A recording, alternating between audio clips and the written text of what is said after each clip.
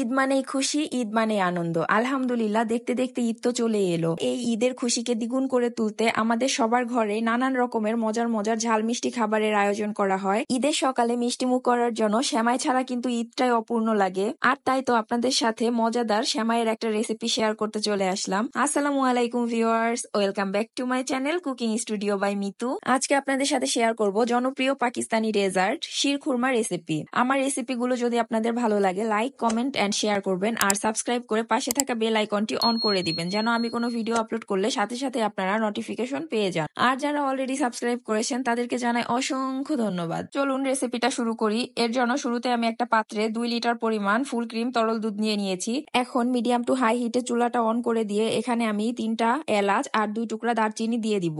এখন দুধটুকু কিছুক্ষণ পর পর ভালো করে নেড়ে চেড়ে দিয়ে বলক তুলে নিব। এই পর্যায়ে কিছুক্ষণ পর পরই নেড়ে চেড়ে দেওয়ার চেষ্টা করবেন, এতে করে দুধের নিচে পোড়া লেগে যাওয়ার কোনো চান্স থাকবে না। দেখতেই পাচ্ছেন দুধটুকুতে বলক চলে এসেছে। এই পর্যায়ে আমরা চুলার আঁচটা একদম লোয়ে করে এটাকে জাল হতে দিব। এটা জাল হতে থাক, ততক্ষণে আমরা অন্য চুলায় ড্রাই ফ্রুটস গুলো রেডি করে নেই। এর জন্য আমি মিডিয়াম টু লো হিটে চুলায় একটা ফ্রাই প্যান বসিয়ে দিয়েছি। ফ্রাই প্যানটা যখন একটু গরম হয়ে আসবে, এই পর্যায়ে আমি এখানে দিয়ে দিব 2 টেবিল চামচ পরিমাণ ঘি। ঘিটা যখন হালকা একটু গরম হয়ে আসবে, এই পর্যায়ে এখানে আমরা দিয়ে দিব আধা কাপ পরিমাণ কাজু বাদাম। কাজু বাদামটাকে ঘিয়ের সাথে ভালো করে 1 মিনিট একটু ভেজে নিয়ে এখানে আমরা দিয়ে দিব আধা কাপ পরিমাণ পেস্তা বাদাম। পেস্তা বাদাম গুলোকে দিয়ে আবারও সবকিছুকে একটু ভালো করে নেড়ে চেড়ে 2 মিনিট ভেজে নেব। যখন আমাদের বাদামগুলো হালকা একটু ব্রাউন কালার হয়ে আসবে, এই পর্যায়ে এখানে দিয়ে দিব আধা কাপ পরিমাণ কিশমিশ। কিশমিশটাকে দিয়ে আবারও সবকিছু ভালো করে 2 মিনিট একটু ভেজে নেব। 2 মিনিট ভেজে নেওয়ার পর এখানে আমরা দিয়ে দিব আগে থেকে ধুয়ে ছোট ছোট টুকরো করে কাটা আধা কাপ পরিমাণ খেজুর। শিরখুরমা রান্নায় খেজুরটা অবশ্যই ব্যবহার করতে হবে,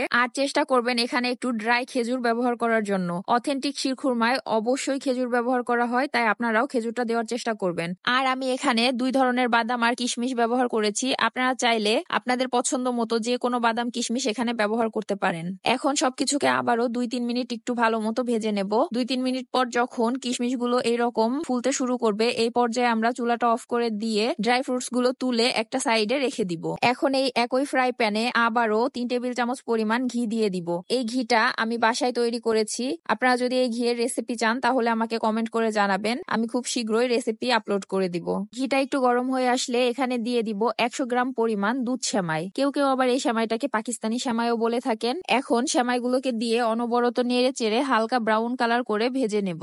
এই সেমাইটাকে একদম লো আঁচে ধৈর্য ধরে একটু সময় নিয়ে ভেজে নিতে হবে। সেমাইটা ভাজার সময় যদি চুলার আঁচটা বেশি থাকে, সেই ক্ষেত্রে সেমাইটা পুড়ে যাবে কিন্তু ভাজা হবে না। দেখতেই পাচ্ছেন আমার সেমাইটা ব্রাউন কালার হয়ে গেছে। এই পর্যায়ে আমি সেমাইগুলোকে সরাসরি আগে থেকে যেই দুধটুকু জাল করতে রেখেছিলাম সেই দুধে দিয়ে দিব। সেমাইগুলোকে দেওয়ার আগে আমি দুধের ভেতর থেকে গরম মশলাগুলো তুলে ফেলে দিয়েছি। আপনারাও চেষ্টা করবেন গরম মশলাগুলো তুলে ফেলে দিতে। এখন সবকিছুকে একসাথে ভালো করে একত্রে নেড়ে চেড়ে মিশিয়ে দিব। খেয়াল রাখতে হবে সেমাইয়ের মধ্যে যেন কোথাও দলা পেকে না যায়। এরপর এখানে আমি দিয়ে দিব 1/4 চা চামচ পরিমাণ লবণ। লবণটা দিলে মিষ্টির টেস্টটা অনেক বেশি ভালো আসে। সবকিছুকে একটু ভালো করে নেড়ে চেড়ে মিশিয়ে 3-4 মিনিট রান্না করে নিব। 3-4 মিনিট রান্না করা হয়ে গেছে। দেখতেই পাচ্ছেন এই পর্যায়ে সেমাইগুলো সিদ্ধ হয়ে গিয়েছে। এখন আমি এখানে দিয়ে দিব 1 কাপ পরিমাণ কনডেন্স মিল্ক। আমি এই সেমাই রান্নায় 1 কাপ পরিমাণ কনডেন্স মিল্ক ব্যবহার করেছি। আপনারা যদি কনডেন্স মিল্ক ব্যবহার করতে না চান, সেই ক্ষেত্রে এখানে 1 কাপ পরিমাণ চিনি ব্যবহার করবেন। এখন সবকিছুকে ভালো করে একত্রে নেড়ে চেড়ে মিশিয়ে দিব। তারপর এই পর্যায়ে আমি মিষ্টিটা একটু চেক করে দেখব। আমার এখানে মিষ্টিটা একটু কম মনে হয়েছে, তাই আমি এখানে আরো 1/3 কাপ পরিমাণ চিনি ব্যবহার করেছি। আমার এই রান্নায় 1 কাপ পরিমাণ কনডেন্স মিল্ক আর 1/3 কাপ পরিমাণ চিনি ব্যবহার করা হয়েছে। আপনারা আপনাদের পছন্দ মতো চিনি অথবা কনডেন্স মিল্ক যে কোনো কিছু দিয়ে আপনাদের টেস্ট অনুযায়ী মিষ্টিটা অ্যাডজাস্ট করে নিবেন। এখন সবকিছুকে ভালো মতো নেড়ে চেড়ে 2-3 মিনিট একটু রান্না করে নিব। 2-3 মিনিট পর যখন সেমাইটা এরকম একটু ঘন হয়ে আসবে, এই পর্যায়ে আমরা এখানে দিয়ে দিব আগে থেকে ভেজে রাখা ড্রাই ফ্রুটস গুলো। এখন সবকিছুকে আবারও ভালো মতো নেড়ে চেড়ে মিশিয়ে দিয়ে এখানে আমরা দিয়ে দিব 2 টেবিল চামচ পরিমাণ গুঁড়া দুধ। এখন গুঁড়া দুধটুকু সেমাইয়ের সাথে ভালো মতো নেড়ে চেড়ে মিশিয়ে দিব।